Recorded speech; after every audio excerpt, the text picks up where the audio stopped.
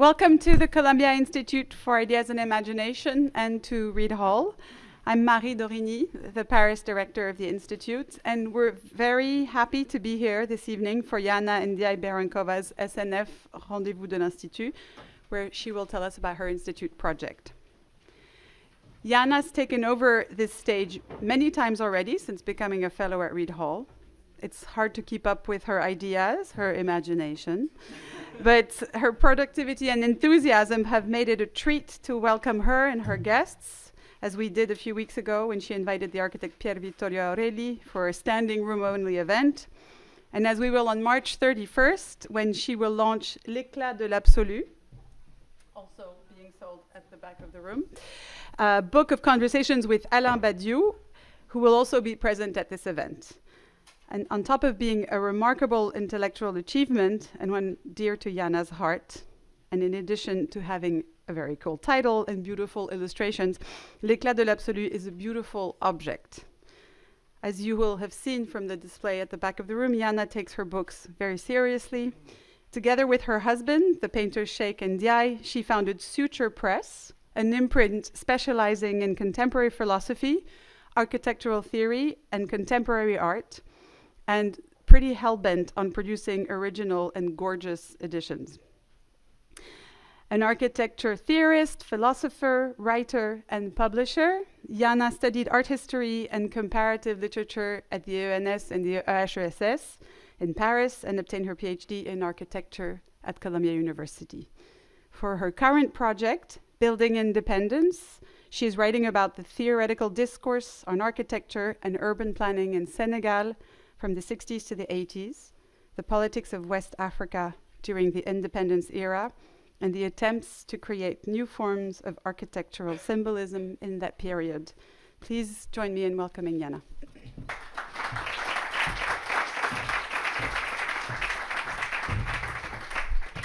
Thank you so much, Marie. Thank you everyone who made this event possible. I mean, it's been really, really a pleasure and a dream to be here and to kind of do whatever I ever dreamed about. So like this event we had with Aureli and now actually talking about my project. So thank you really for your support and thanks to all your fellows who made it possible. The story which I would like to tell you today actually began, to be precise, on June 28, 2022. I was in Dakar and it was a beautiful sunny day. That in itself doesn't make this day exceptional because most of the days in Dakar are sunny.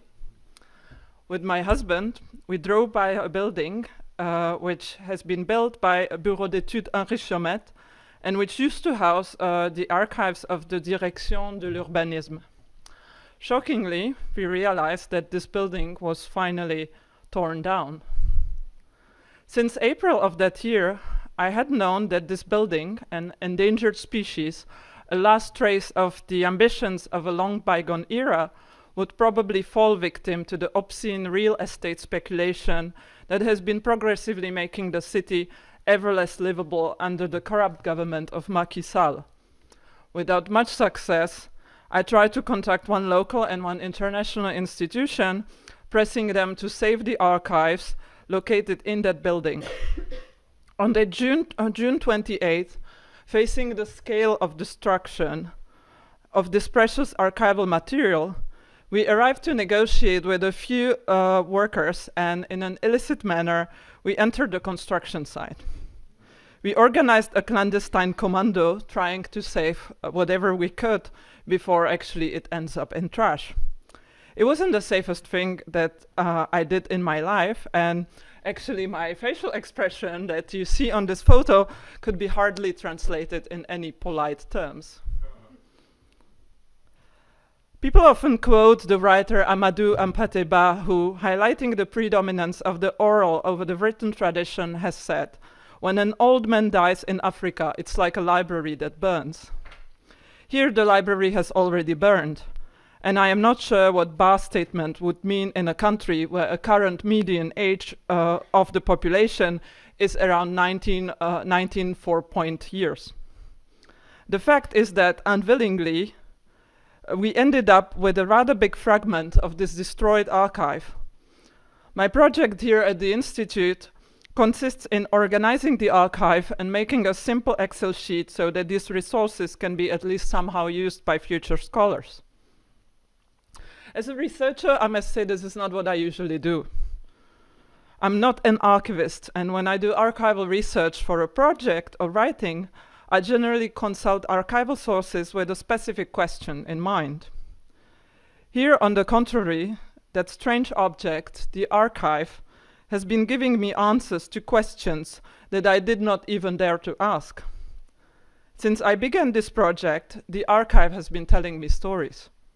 Perhaps it is not a mere accident that in my free time I returned to my childhood dream and I began writing literary stories in my native language, in which my figures often relate to architecture and urban planning, because I somehow in fact felt the urge to do something with the excess of ideas, observations, and imagination that does not enter into a typical straitjacket of an academic work. So what stories does the archive tell me? Well, I'll give you a few examples. They tell me the story of an urban development of Saint-Louis, for instance. They tell me the big history of the urban planning in Senegal, showing the ambitious welfare policies of the post-colonial state, which then end up in a radical privatization and liberalization after the 1980s and a total failure of urban planning control instruments. On a darker note, they tell me the story of this panopticon-like prison project designed by Sherngom, with its beautiful and lovely section for political prisoners. Or they tell me the story of university dormitories in Saint-Louis, built by Fernand Bonamy.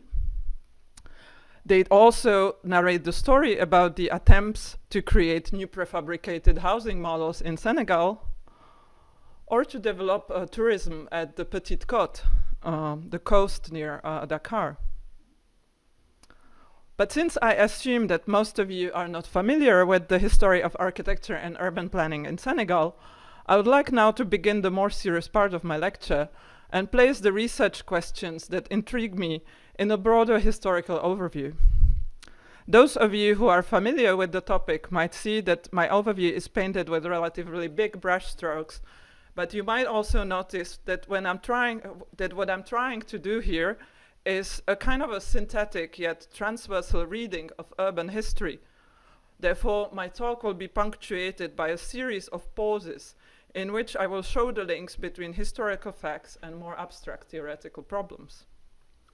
The problems that I find particularly intriguing while studying the urban history of Senegal, and that tend to come back, in fact, in different historical periods, are the following: the problem of land tenure and the problem of architectural symbolism and style. Now let me talk about the first one. While studying an urban history of Senegal, we need to keep in mind that we are here dealing with the region that has been marked by the slave trade and by multiple strata of colonization, the Arab-Islamic influence and the French occupation.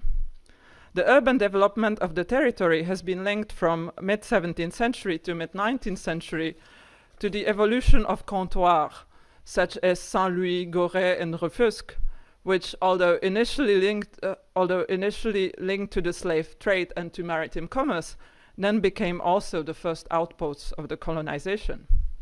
The population of these comptoirs was composed from different social strata. Western merchants, the Métis family, this so-called famous signards, namely the spouses and lovers of Western nobility, or the came on the boats, the esclaves de casse, as well as the slaves for the transatlantic trade. The history of the cities in Senegal can be also read as a battle between the Western modes of construction, so-called en dur, and the traditional dwelling practices made from impermanent materials.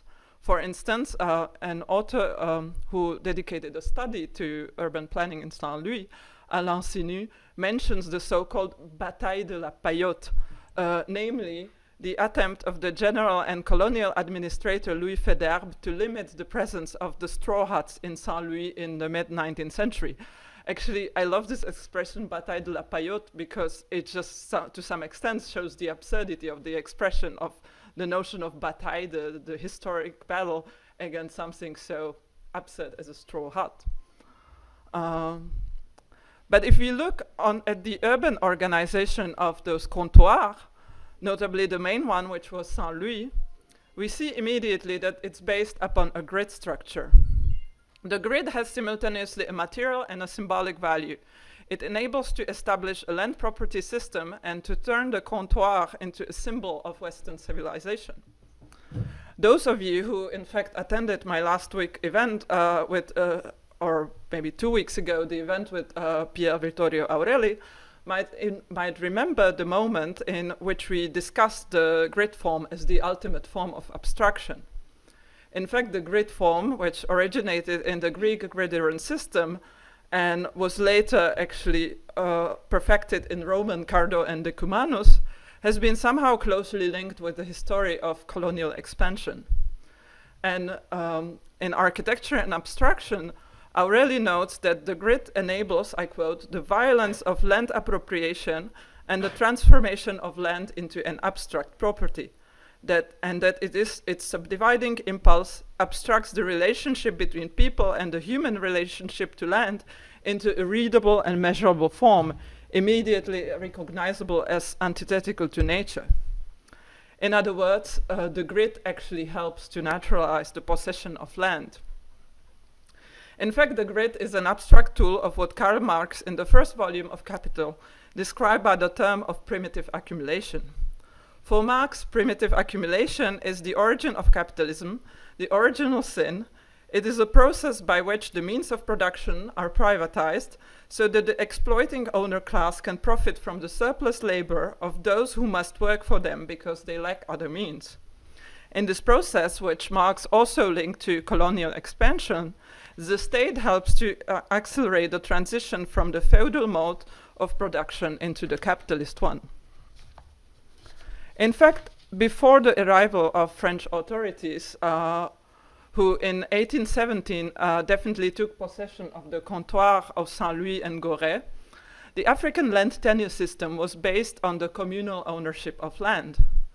Under this traditional system, the sale or outright transfer of land was forbidden. In one of the studies which I have read on this topic, I encountered the following quote attributed to an anonymous West African chief saying, I quote, "I conceive that land belongs to a vast family of which many are dead, few are living, and countless members are still unborn." Although there were technically no laws that would allow the selling of land as private property, the French so-called purchased the land from local chiefs and insisted on the validity of their bills of sale. In 1830, they finally instituted first legal controls of land-related transactions. In 1857, Federbe initiated a military expedition at the Cap Vert Peninsula and seized the land of the local Lebu community, on which he then established Dakar. In 1862, Jean-Marie Émile Pinet-Laprade, a graduate of École Polytechnique and the head of the local corps of engineers, drew the first urban plan of Dakar. Once again, this master plan was a grid plan. It was an abstract scheme projected upon the territory over thinner curved lines of 11 Lebu villages. This plan previewed 3 squares, including the so-called Place Protet, which now became the Place de l'Indépendance, and large axes crossing the city from north to south and from west to east, allowing to take advantage of the sea breezes. Along with this plan, a system of enabling to sell land as property was strengthened and established. In 1872, Dakar became one of the 4 communes, along with Saint-Louis, Gorée, and Rufisque. The inhabitants of these communes were considered French citizens, while the rest of the rural population was seen as mere sujets français. In those communes, in fact, French civil code was applicable. The land could be purchased and sold, while in the rest of the country, the traditional customary land tenure system remained operational. Many of the contradictions, in fact, of colonial and post-colonial urban planning are rooted, in my view, to this dichotomy of at least 2 different land tenure systems. In fact, we could say that the colonial state was a strange heterotopia. In 1902, Dakar became the capital of Afrique occidentale française. We need to keep in mind that Dakar, especially its plateau area, was created as an almost a utopian model city of the colonial civilization through a tabula rasa approach. This has led to certain well-known episodes, such as was the 1914 establishment of Medina. Although the French colonial regime wasn't officially racially segregationist in Senegal, only 10 days after the election of the first African deputy, black deputy Blaise Diagne, they used the bubonic plague that broke out in Dakar as a pretext to push the local Lebu population to a so-called village de ségrégation, located on a sandy, infertile, and a low terrain, which was subject to floods during rainy season and which was then named Medina. In 1914, the opposition between the indigenous Medina and the plateau was formalized.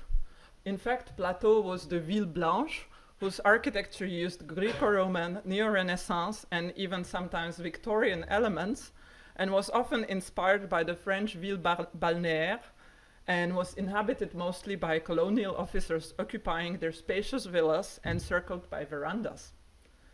This division between the indigenous and the white city is actually depicted quite beautifully. If you don't know, that movie, in the first short movie of Sembène Ousmane, the founder of Senegalese cinema, which is called the Borom Saret, which talks about a charretier who crosses the border, like gets to the trespasses this imaginary border between the indigenous and the white city, in fact. The second problem, which I would like to focus on in my lecture now, is that of architectural symbolism and style. By 1930, a policy of governance through so-called association replaced that of assimilation in French West Africa. The assimilation policies negated the difference of the Senegalese culture by trying to assimilate at least a certain number of so-called évolués within the French culture. In fact, both Césaire and Senghor described the Négritude movement precisely as a resistance to French politics of assimilation. By 1930, France, however, replaced this approach by a so-called association policy. They began to emphasize the otherness of the West African culture, often by consigning Africans to rural space. This tendency, which was linked to the creation of so-called École rurale, in which the colonial subjects were to be taught in their supposedly native milieu, had two reasons. First, the diminished monetary support caused by the 1929 Great Depression, and also the fear that the somehow educated, semi-civilized natives could become actually even more a dangerous class and could turn to communism.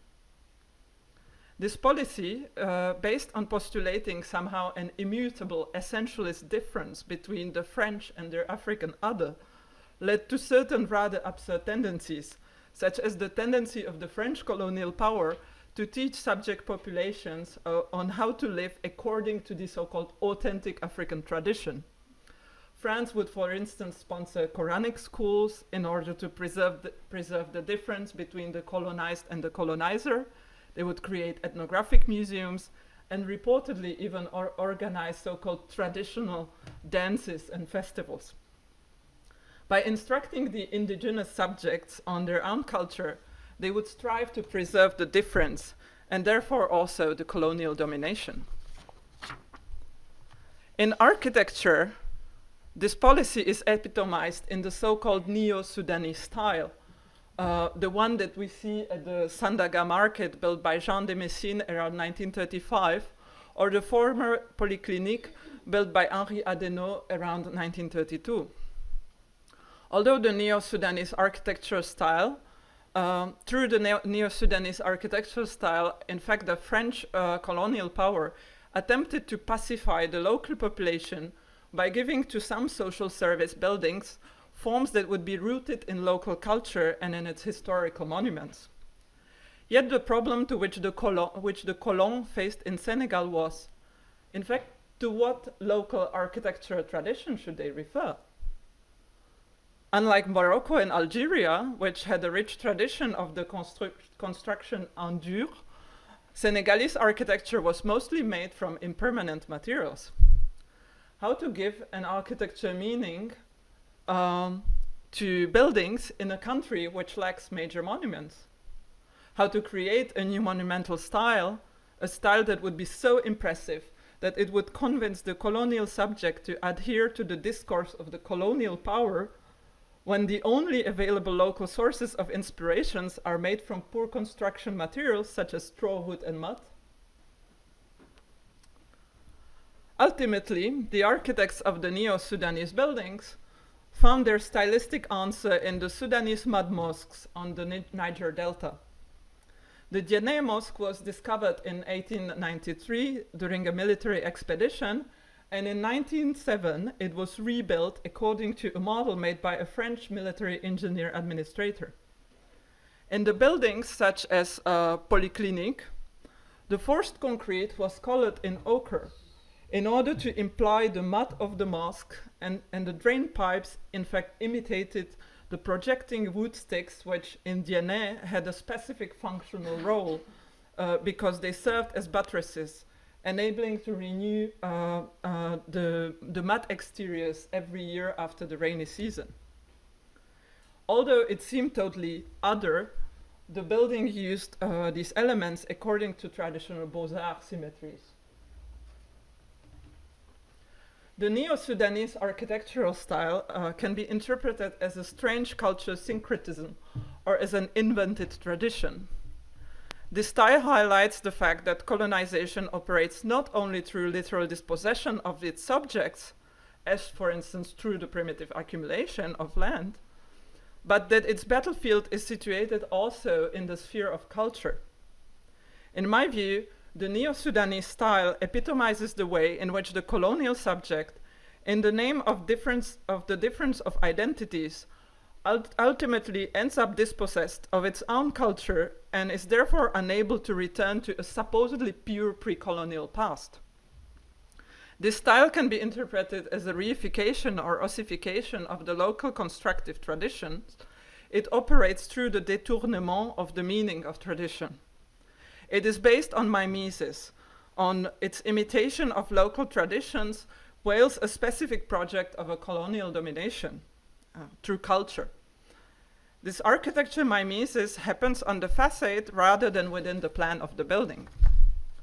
But my goal here is not to criticize the Neo-Sudanese style. I think that those buildings should be indeed urgently protected through the regime of monument preservation before they disappear. My goal is to highlight an interesting theoretical problem, such as how can we create a national monumental style in a context where traditional architecture is strictly anti-monumental and is based on impermanence? And how do the semantic shifts within architectural forms relate to power? As you'll see very soon, this problem indeed comes back even after the 1960 independence of Senegal. The 1970s and 1980s studies by the architect Patrick Dujarric have shown that Senegal had its own idiosyncratic architecture culture. This traditional architecture of Senegal, besides being built in mostly impermanent materials, was closely linked to the symbolic division of the space. To a certain extent, we could say that it was not as much an architecture of the facade as an architecture of the plan. This architecture might remind us of the theories of the German architect and theorist Gottfried Semper, who, inspired by the Caribbean hut, which he saw at the in the colonial section of the 1951 Great Exhibition in London, defined the origin of architecture in his 1860 book, Style in Technical and Tectonic Arts, as the symbolic division between the interior and the exterior. For Semper, the symbolic division of land was already a beginning of a formal construct of the spatial idea. Semper believed that the origin of architecture was situated in the minor decorative arts, in the woven fabrics constituting the first spatial dividers, whose memory actually remained in the similarity of German words such as Wand, namely the wall, and Gewand, which is the garment or the fabric.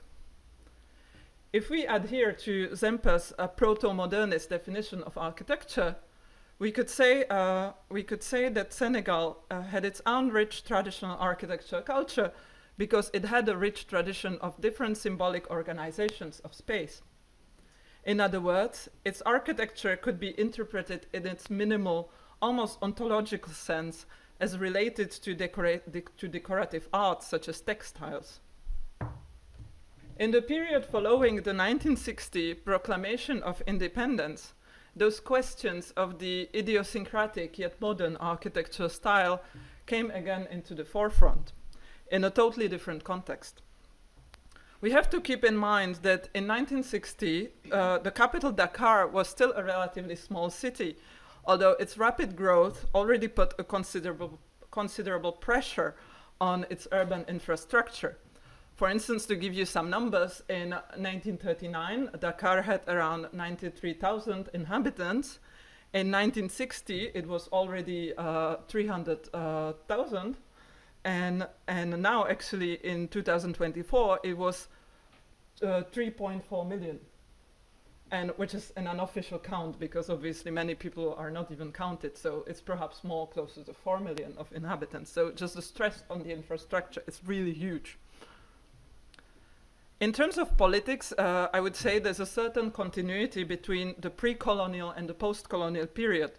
For, as you certainly know, France remained still very much involved, except that the direct colonization was replaced by various schemes of a so-called cooperation. The regime of the first president and poet, Léopold Sédar Senghor, tried to pave a third way for Senegal, one that he described as African socialism.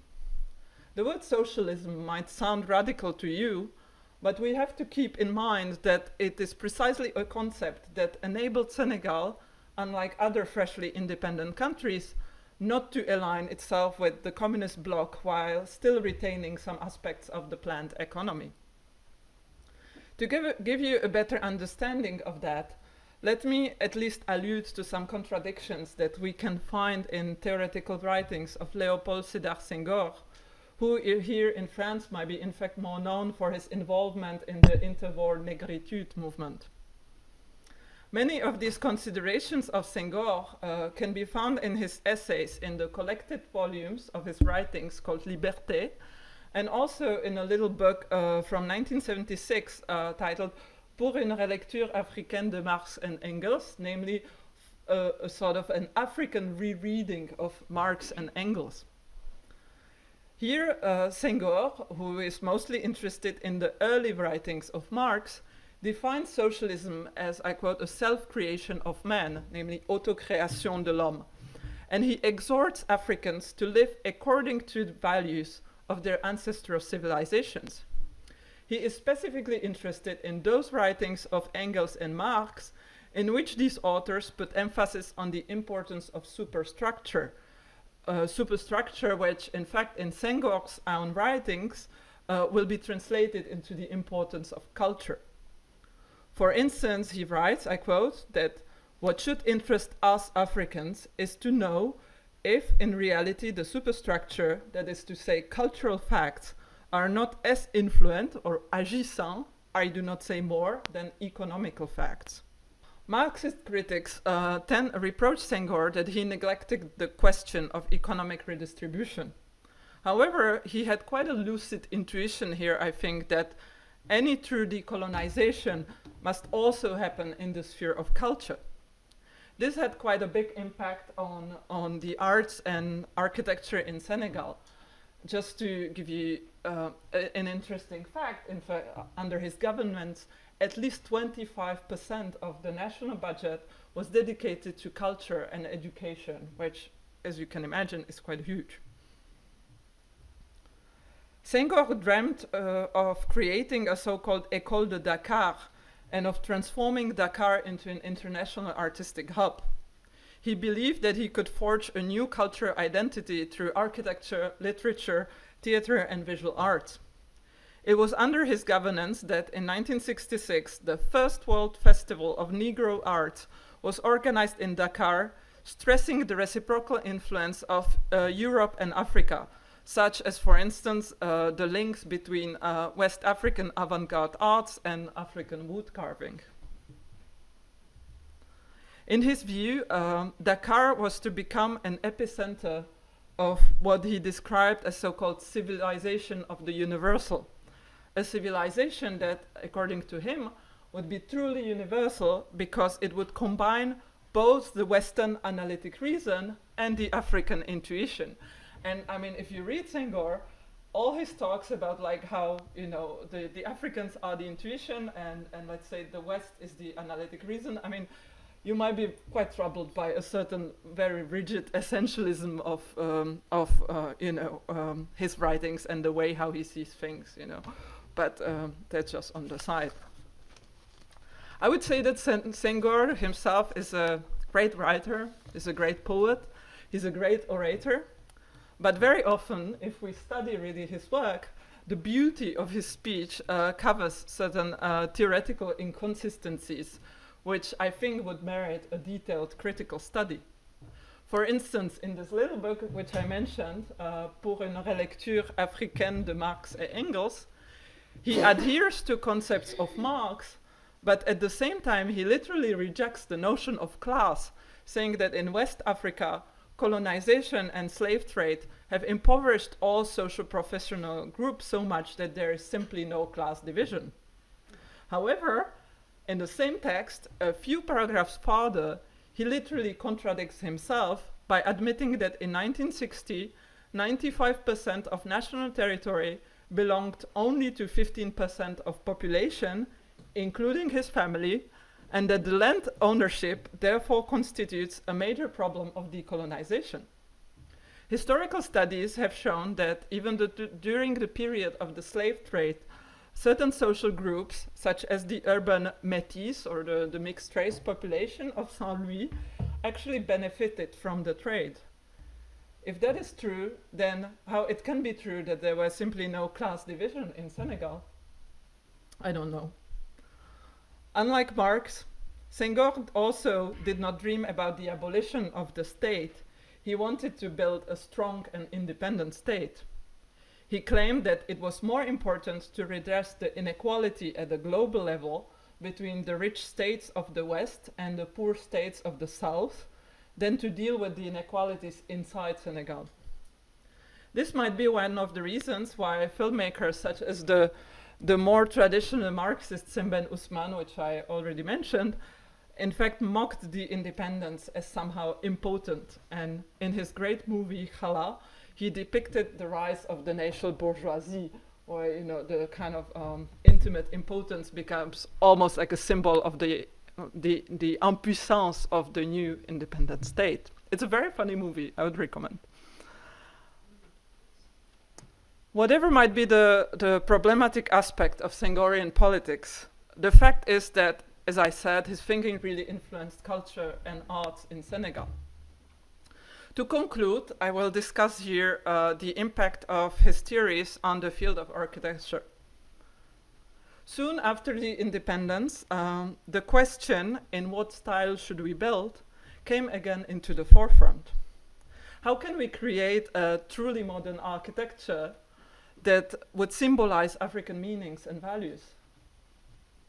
The Musée Dynamique, now actually Palais de Justice, built in 1965 by the architects Michel Chesneau and Jean Vérola for the first World Festival of Negro Arts, remained a kind of a neoclassical modernist box. This building did not really relate to the site, the beautiful seashore of the Dakar Corniche. It could literally stand anywhere, and there was nothing specifically African about it. Realizing, and now actually from now on, all the pictures that you see here are the pictures that I have taken during different site visits, so you might have more fun looking at them than at my archival photos, by the way. So realizing that this architectural solution was not completely satisfactory, architects soon began searching other solutions. One of the first major examples of this formal research was the 1971 competition for the Foire Internationale de Dakar, which was completed in 1974 by Jean-François Lamoureux, Jean-Louis Marin, and Fernand Bonamy. The graphic patterns and the design elements of the pavilions representing different regions of the country might suggest nomadic desert settlements. At the same time, the ornaments on the facades of these pavilions can clearly refer to the tradition of West African decorative arts, such as wood-carved sculptures or the patterns of the traditional hand-woven textiles, so-called pagne. In Senegal, the period of an intense formal research for a new national architecture that would symbolize the aspirations of the newly independent country spans from this 1971 FIDAC competition to Senghor's demission in December 1980. This period of formal research is, in my view, incredibly interesting because it was not yet tainted by certain postmodern tendencies and was also driven by a search for new architecture forms which would be truly contemporary and linked to modern architecture tradition while also being truly African. What I find particularly fascinating as an architecture theorist is that in this period, in a totally different social and historical context, the architects posed in practice, not in theory, perhaps unconsciously, the question of the meaning in architecture, a problem which in the West has been addressed not in practice but in theory by thinkers influenced by structuralism and semiotics such as George Baird, Charles Jenks, Alain Cahun, and so on. However, in Senegal, meaning and symbols in architecture were not a theoretical speculation. They were rather an urgent practical question that needed to be solved quickly by a poor, newly independent nation. The culminating moment of this period is the 1978 approval of the law on the orientation of Senegalese architecture. Senghor introduced this law by claiming that its goal was to postulate that, I quote, architecture creation, without departing from requirements of modernity, is underpinned by the principles of asymmetrical parallelism. We don't really know what it is. I'll get back to it. What is this asymmetric parallelism? A Senghorian concept. The law tried to give an aesthetic orientation to Senegalese architecture by stating that, I quote, the use of the built space must conform to the needs and aspirations of Senegalese society in accordance with its genius and culture. And that, I quote, architecture creation takes its inspiration mainly from the values of Negro African civilization, particularly Sudano-Sahelian, and from the demands of modernity, end of quote. In other words, the law postulated that architecture in Senegal should not blindly imitate Western models, but should embody the values of Senegalese civilization. Yet, how can we define the values of Senegalese civilization, given that, as I have mentioned it earlier, besides some mosques and villages, the country lacked major architecture monuments? This is something that indeed the law did not explain. In his introductory note, Senghor wrote that architecture should be governed by this mysterious principle of asymmetric parallelism, a principle of which he never provided any rigorous definition. So what is the parallelisme asymétrique or asymmetrical parallelism in architecture? Well, we don't know. I have interviewed different architects and everyone gave me a different answer. They told me it is about triangular forms, it is about taking inspiration from African masks, it is the parallel asymmetrical march of two civilizations, black and white, and so on. But we can try to give a tentative definition of this oxymoron, of this Senghorian joke, by looking into how different architects actually translate it into built form. In the 1970s, the two major actors on the Senegalese architecture scene were Fernand Bonamy and Bureau d'études Henri Chomette, created by Thierry Melot in 1971, who was only a few months later joined by Roland Desprez. I will perhaps talk in more detail about the second because I'm currently writing a paper on that. So the question is, what is parallelism asymmetric or asymmetrical parallelism in architecture? Well, Fernand Bonamy answers this question by designing architecture that could be seen as a modern variant of a Neo-Sudanese architectural style. The facades of his triangular paper-like forms are colored in ochre in order to imitate, in a mimetical manner, the mud construction of the mosques. Here you see my photos of the house which he has built for the President Senghor, and which has been in fact mockingly described as les dents de la mer, the teeth of the sea. A different, perhaps more rigorously modernist answer to this problem has been given by Thierry Melot and Roland Desprez in the Bureau d'études Henri Chomette, which were later joined also by a woman who then became the first black female architect in Senegal, Madame André Diop-Desprez. Some of you might be familiar, especially if you're in architecture field, with the work of the office Henri Chomette, Chomette, who himself was a disciple of Auguste Perret and of Tony Garnier, and who built major state representative buildings all around sub-Saharan Africa, while relying on local materials and local crafts and opening physical branches of his office in many African states. Right now, I'm studying the way in which the architects of this office uses those supposedly specifically African elements.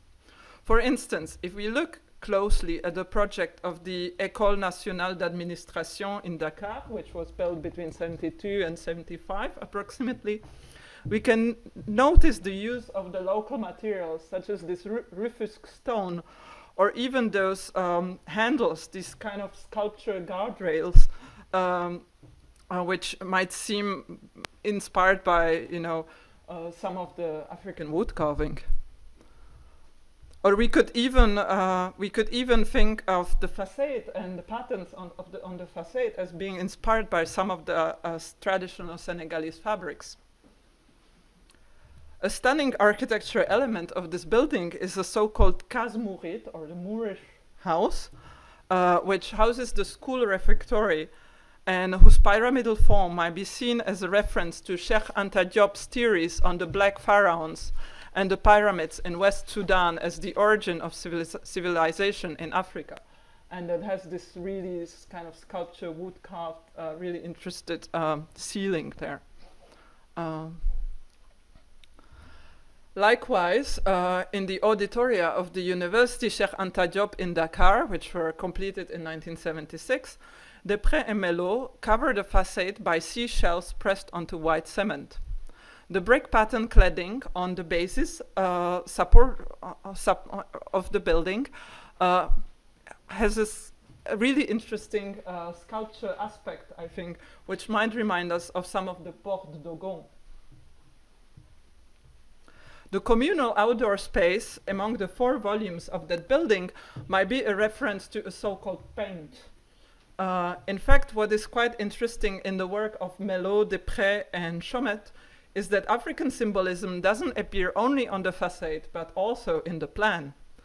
This is quite visible, for instance, in the plan de masse of an unbuilt 1977 project, which we have in our archive, and which is that of École nationale d'enseignement technique des filles, which was supposed to be located in the political representative area called Cerf-Volant, on an axis symmetrical with the École nationale d'administration. In this project, and you see it over there, in this project, we see a replica of the traditional village scheme of a so-called penk. In Wolof, penk designates simultaneously the local community and the place of the reunions of that community. This village, this kind of a minimal village structure reunites multiple family houses and often bears the name of the founding feudal chief, and includes a big tree, the so-called arbre à palabre, or the tree where you come to speak, at the center of this minimal urban structure. This pink structure appears also within the unbuilt project of the Museum of Black Civilization, designed by Melot and Deprez BHC, or the Bureau d'études Enrichemets office, roughly, I would say, between the year 75 and I think the last drawing I found was from 86, following the initial collaboration with the Mexican architect Pedro Ramirez Vázquez. This museum, unfortunately unbuilt, was supposed to become the major cultural testament of Senghor's presidency. I could make a whole lecture on this really complex project, and whose museographical program was written along with Jean Gabus and Jacques Kershach. So, as I can't do this lecture, let me at least briefly mention some aspects of it. The circular horizontal form of the museum evokes the sun, whose rays leads to collections representing different African cultures, and therefore symbolize the Senghor's idea of the so-called civilization of the universal. Really, this was to be a museum for a whole Africa, kind of located in Dakar. The round center of this museum is a reference both to the structure of this pink and also to the impluvium huts in Casamance. The cones can remind us of planetary observatories and pyramids in West Sudan. The different exhibition sections of this museum, like Africa Outside Africa, or Objet Témoin, Object as a Testimony, or the influence of Negro art on Western art, translate Senghor's idea of the mutual cross-fertilization of African and European cultures.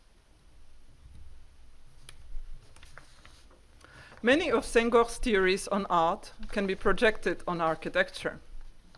For example, when Senghor speaks of African art, he defines the rhythm as architecture of being. He writes in his often annoyingly essentialist vocabulary that in Africa, every art is always already social, that there is no l'art pour l'art. Art is an expression of centrifugal movement, of a vital force, of a communion with the world. In his view, African art is non-mimetical, non-representative, and therefore it is closely intertwined with the Western avant-garde art. As Senghor writes in his 1974 article Négritude, the Negro African work of art, poem or narration, painting or sculpture, music or dance are an image or a set of rhythmical images. For Senghor, I quote, "Every work of art is an image with a sign, with a signification, that is to say, meaning. Thus, the Negro African poem is a network of metaphors. The meaning of the analogical image, however, is efficiently expressed, I was tempted to say elucidated, only by rhythm." End of quote. Therefore, Senghor writes, African art is based on unity within diversity, a repetition which does not repeat itself. In a brief theoretical text, The Filiations of Senegalese Architecture, published in 1977 in the journal Éthiopique, Thierry Melot argues that modern architecture, like the buildings of Le Corbusier or pavilions of Mies van der Rohe, would never exist without the influence of African arts that have shaped the avant-garde. He writes that the African art is non-mimetical, abstract, and conceptual because it, I quote, expresses an interpretation of reality and not its appearance, and it uses symbols. He writes, "Any statue or object is a system of signs that Léopold Sédar Senghor defines as a symbolic and rhythmic image." Melot writes that it is precisely this faculty that the pioneers of modern architecture were looking for when they developed their forms and concepts, discovering a system which, based on clear new technical data, resulted in an architecture expression. Thus, new architecture of Senegal should find its inspiration in the radical abstraction of traditional West African arts and avoids the mimetical pastiche of the Neo-Sudanese style. In other words, modern architecture is no importation in Africa, because through its traditional arts in Africa, and this might seem as a joking reversing of the famous statement of Bruno Latour, Africa has always already been modern. Well, what remains of these modernist promises of the 1970s Senegal? My photo from Saint-Louis. Well, probably not much. The structural adjustment policies imposed by the International Monetary Fund on Senegal at the end of 1980s successfully dismantled and liberalized the state and destroyed most of these cultural and intellectual ambitions. Following these reforms, most of the communal land in Senegal has been divided into small plots and subplots, sold and privatized. If we look at meanings that architects try to symbolize, since that moment, we see that the ambition to create a new style of African modernity has waned. For instance, this is a very traditional project. It's Cheikh Gom's Mosque of Divinity from '92. We see that this mosque actually uses references to what Mamadou Diouf calls the Islamowall of culture, rather than, let's say, to the animism and the traditional African arts. Nowadays, cities like Dakar marked by an uncontrolled growth, abundant construction within the informal sector, high level of corruption, and a total lack of even the most basic urban planning control instruments, which could limit traffic or pollution, are becoming progressively unlivable. This country of approximately 18 million has only one very small private university courses in architecture. The politicians like Senghor, with their paternalist, top-down approach, believing that they can somehow decolonize or emancipate the Senegalese population from the top while relying on the French architects, might be also partly to blame. And yet I believe that the ambiguity, the complexities, and the contradictions of their dreams would merit that we put them down from their pedestal, on which actually many scholars dealing with their work tend to put them, and that we really dedicate a lucid but also intransigently critical study to their work. This rigorous criticism, freed from usual Senghorian mythologies, would be the best way to pay homage to their work, and would, I think, also help us to understand the crisis of architecture culture in Senegal today. And this is a very famous Hotel Indépendance at the Place de l'Indépendance.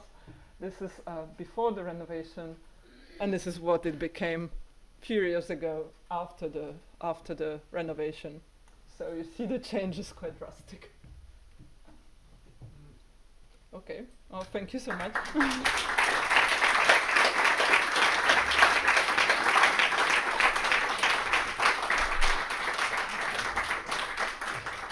Thanks very much, Jana, for that fascinating exposition of stemming from these this partial saved archive. Just two, I guess, factual questions. One is, what is the future of this small archive, if you know yet? Awkward question. And the other is how much you talked mostly about these two essentially French offices working in Senegal after independence. How much work was being done locally since then? Did these offices give rise to local practices? Were there local practices? Was there a sort of internal diaspora also of practices coming from other parts of Africa, which did have long-standing schools for architectural education, etc.? Yeah, no, totally. So I would say that, again, like, this is really work in progress, but I would say that this first, like, generation after the independence, the problem was there that really there weren't much people who were trained in architecture as such. So, for instance, this Thierry Melot here came to Senegal as a coopérant, initially through a military service thing, and then kind of ended up like there.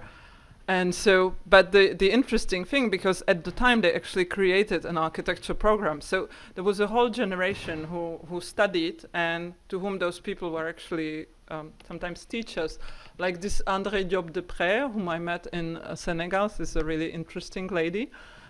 She just recently, she runs actually quite a big office, and she recently renovated, for instance, the Dakar, the main train station. It's Dakar. That was her office who did the renovation.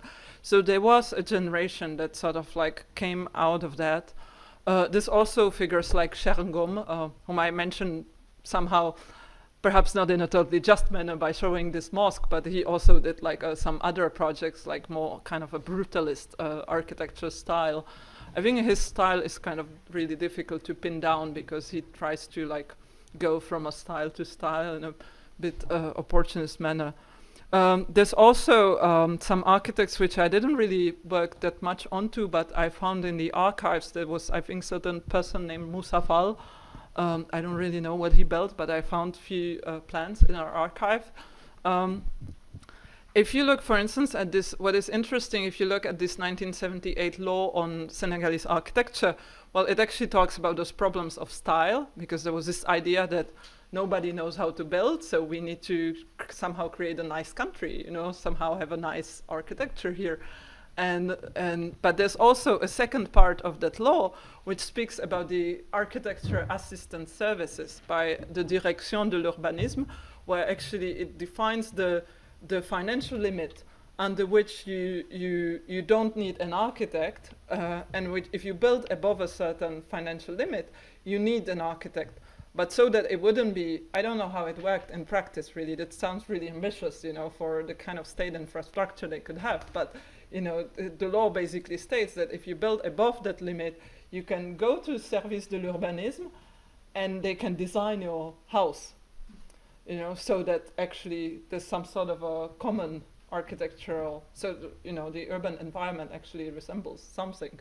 So there was this assistance part, yeah. So you actually, yeah, so you find a generation of, I would say, Senegalese practitioners kind of rising from that, but unfortunately the structural readjustment and the schemes which they imposed on Senegal, it really ruined the country. So I think that really blocked a lot of things and created this like a kind of environment that we see today, which is like, I don't know, it's just like fascinating to see that you have these whole neighborhoods where, you know, there are no house like numbers. The state, like I wonder what kind of record does the state have of what is being built, you know, because there's just an informal level construction. So it's like really growing in an uncontrolled manner, and then sometimes, you know, it floods or there's a problem, so they do the déguerpissement or so on. So I think also to really this question of the land, I think it's quite my intuition that it's really linked to architecture here, because also like in the 70s, many of the architecture projects are actually being developed by companies like SICAP or HLM, Office de Habitation à Loyer Modéré, which were not the post-colonial institutions. They were actually founded before, like right before the 1960s, but then they kind of continue, and so they built, for instance, SICAP in Dakar, which is called Liberté, and that was very important project to Senghor. That's also why it's called like his, you know, volumes of collected writings. So somehow the neighborhoods were also shaped by these like big cité, you know, these big projects, which then obviously with the structure readjustment, it just became like total disinvestment, or the retreat of the state, and you know, everyone does whatever they can, and it became a totally different situation. I'm interested in digging in a little bit deeper. I take your point about sort of the rigorous criticism of some of the work of Senghor and others from that post-independence period. You mentioned very briefly Ousmane Sembène. I mean, there was quite a conflictual relationship between Senghor and Sembène. I mentioned briefly, if nothing else, to at least make the case for the fact that there was always already a kind of internal challenging of even Senghor's ideas within Senegal, in terms of, especially on the terrain of culture. Can you talk a little bit more about maybe that the influential impact that that conflict between the two had, particularly in the early part of the 70s, which then sort of resulted in Senghor sort of wanting to normalize and codify a number of things in law that you couldn't necessarily get as a way to sort of hem in resistance. And by resistance, I mean sort of like Sembène and others using their creative outlets, cinema, writing in Wolof, things like that, as a way to challenge this sort of like centralized imposition of a national kind of culture project. Yeah, no, thank you, Kidley. That's a really good remark. And again, I'm a big fan of the movies and novels of Sembène Ousmane overall. So whoever doesn't know, I recommend you to have a look at them. But yes, Sembène totally, like if you look at I think his movies were actually, if I'm correct, they were forbidden to be projected for a while in Senegal. So for a certain period of time, they weren't really known, and I wonder how many people actually know them today. But for instance, like Sembène Ousmane, who studied cinema in Moscow, and who was more kind of linked to, let's say, the Marxist traditionalist, party tradition of politics. He was really critical of Senghor. And there's obviously also the internal conflicts, like with Mamadou Dia, the former collaborator of Senghor, who then gets imprisoned, you know. So, I mean, it's not historically, it's kind of really complicated, this kind of a paternalist approach on the one side, but also kind of, suppressing certain forms of dissent in the state. In Senghor's movies, I mean, you can see in his novels, you see it. It's like really, like you see it really clearly. Like that movie Khala, it's actually quite. Even just if you look at how the story, I don't know if you saw the movie, how the story goes. You know, like. It's basically, talks about the state representative who takes, I think, his third wife, because, you know, Senegal has a polygamy. You can choose between the polygamy and monogamy. So he talks a third wife, which is the young wife, but then actually the marriage never really, I mean, is really a kind of a fake marriage, because, you know, the marriage, the act is never really, is consumed somehow. So you see this very funny scenes, like when they get out, like the figures of the Chambre de Commerce, and they have these coffers there, you know, and then like you imagine that those black coffers are full of the stolen state money actually, and then at the end of the movie, he somehow opens the coffer and there's nothing. There's just the gris-gris, you know. There's just the African fetish. So this kind of idea of, you know, the independence as being this project that never happened. That was perhaps like Sembène's interpretation of that. So I would say there has been quite a lot of dissent. I did like a long time ago. I'm not an expert on this, but I did a research in the archives of the journal called Le Soleil in Senegal for like a specific project. And in those archives, you could actually see the photos of all the political meetings, like a little. It was just very rich, actually, like the culture of internal dissent or just political talk, you know, or the kind of local resistance. I think in Senegal, it's like really strong. Yeah, like you can see it until today. And in those archives, particularly, what they were showing were all the political meetings of like Maoist parties or leftist or Leninist or whatever. Like there were just like there was just loads of these like very small parties. So there was a really rich actually culture of like kind of internal dissent and fights like within the regime itself. And obviously there's also Cold War politics. So, you know, some people who, for instance, like wrote studies on the 1966, the Festival of the Negro Arts, actually look at how certain countries, like let's say from the Soviet bloc, were excluded, while others were included. You know, so So there's all these kind of political tensions there. I don't know if I answered sufficiently that question. Hello. I'm really nice to meet you. I'm an architect, graduated from ESA, not very far from here. My thesis was about kind of the same subject that you explored, but in Cameroon, because I'm originally from Cameroon. And I really like how you approach the cultural and identity subject, and I like to see it in how can I say, analytic studies, because when I used to graduate it, I missed this kind of approach. I think in Cameroon we have kind of the same problem of the cities to grab this question of identity, how we can construct cities that are where people can identify, and that is also linked to the modernity.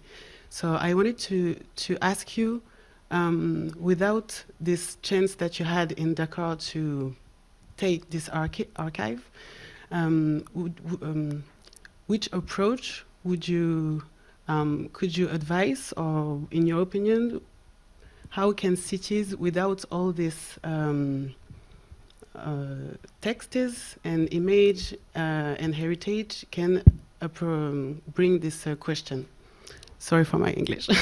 No, I think that's great. I think the problem of the of archive in Dakar and perhaps in like other African countries, it's like really a big problem. Namely, the kind of state institutions are not sufficiently involved in preserving the written material, and often you just like, you know, like this project to say you like which building was built what year and by which architect. I mean, even the books, like the big African modernism book with the photos by Ivan Baan, which is a beautiful book, it is full of mistakes, you know, like the misattribution of buildings to different architects. So there's a real lack of documentation.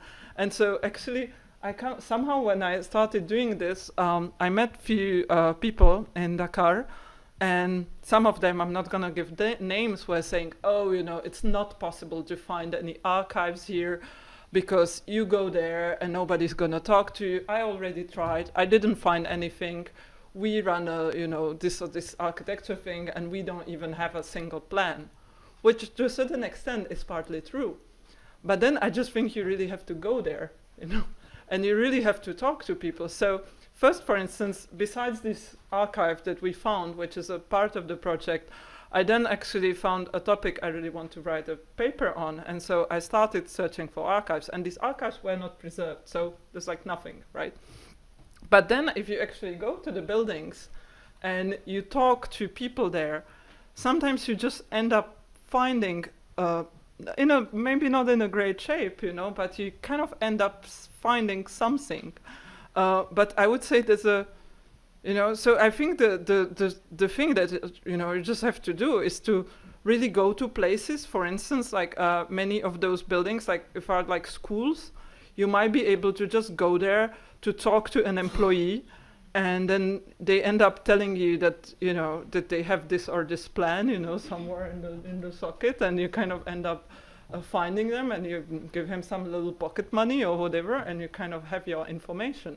So I think it's kind of possible, but also I would say you need to rely on oral histories, which a lot, like just talking to people, which also is somehow problematic. So even in this project, I run to, like, I have the certain like conflicts where this person says this and this person says the opposite, and I actually cannot write it in my paper because, like, for me, like, you know, oral history, like, there's no way for me to prove it, basically.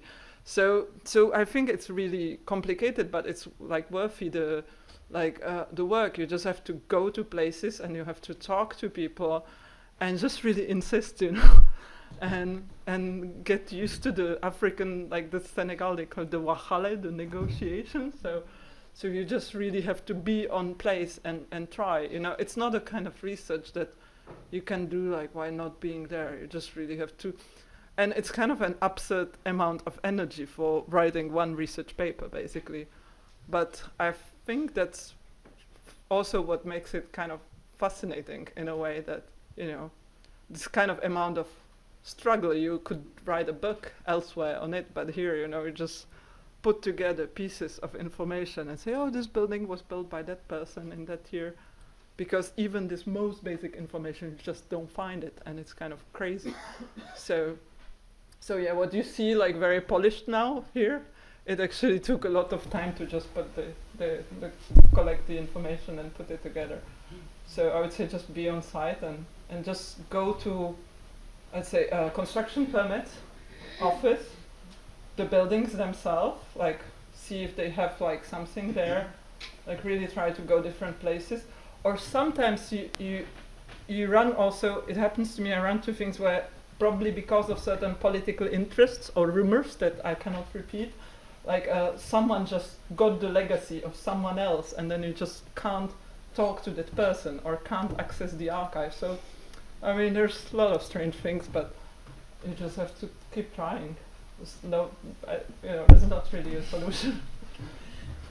Sorry for my English, but I have the question because I'm architect student, and I don't understand why it's so difficult in France to find some information about African modernist movement.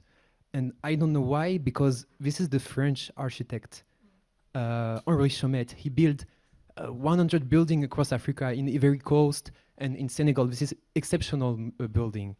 And I say that because in architecture school, we don't learn that the African architecture doesn't exist.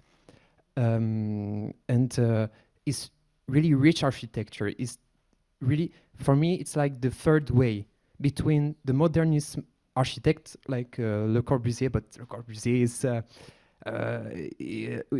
he doesn't care what happened in local culture, and today the vernacular architecture. It's like the third way, and for me, it's so important to learn this type of the African modernism, and it's so difficult in France, and this is a part of French architecture history.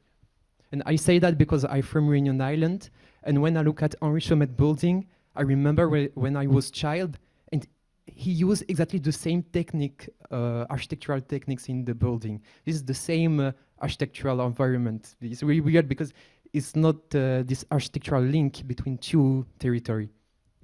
I don't know if I'm clear, but... Yeah, no, totally. But I actually think there will be like a big tendency right now because, MoMA is preparing the African modernism show.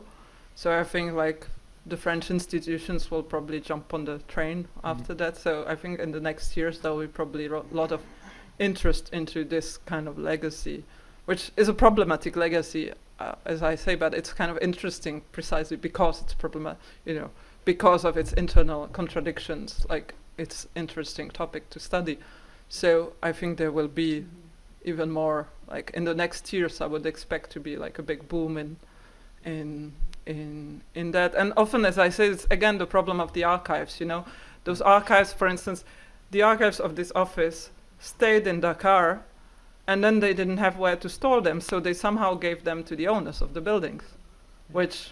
I mean, it's probably the worst thing you can do with an archive, because then, like for a researcher, it's like really close to impossible to find. I mean, some owners of the building kept them, some threw them to trash, so then you kind of piece together informations, and it's really difficult. But for instance, for Chaumet, so this is Chaumet archive actually exists there in the CZM. It's in a private hands. They're trying to place it somewhere. So there are things like that, and I think in the next years there will be a boom of that because of the MoMA show. Thank you, Jana.